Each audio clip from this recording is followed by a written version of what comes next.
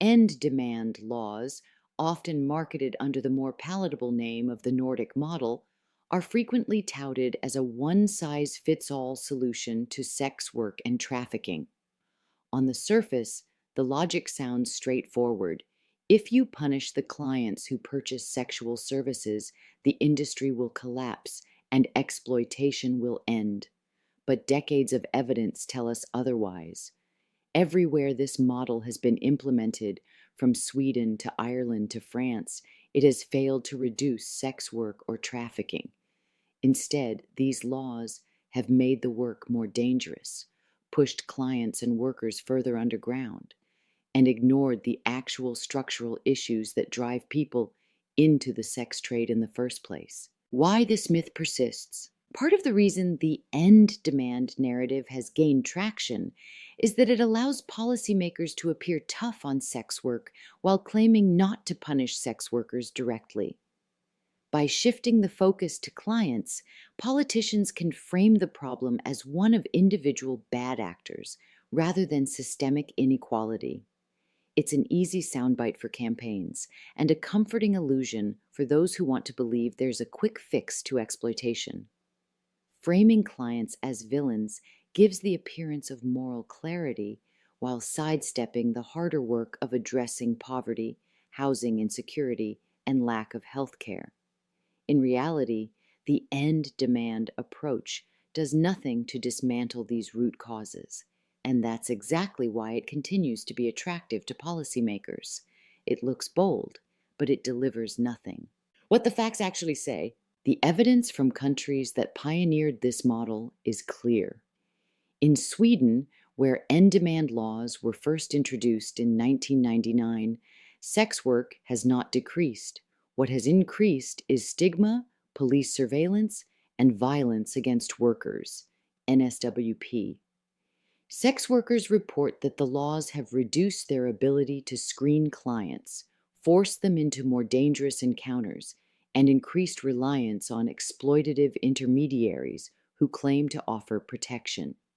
Amnesty International and other human rights bodies have documented how the Nordic model does not eliminate clients. It merely pushes them underground. This makes the work riskier for everyone and makes it harder for outreach organizations to provide harm reduction, health services, or support. How the confusion causes harm. Although supporters of the Nordic model insist that workers will not be criminalized, the reality is very different. Police raids and surveillance campaigns often lead to the arrest of sex workers themselves, either directly or through related charges such as immigration violations, brothel-keeping laws, or public order offenses. These policies disproportionately target migrant workers, women of color, and LGBTQ+ communities, reinforcing the very inequalities they claim to fight. At the same time, the real drivers of vulnerability, poverty wages, criminal records, housing discrimination, and barriers to health care, go completely unaddressed.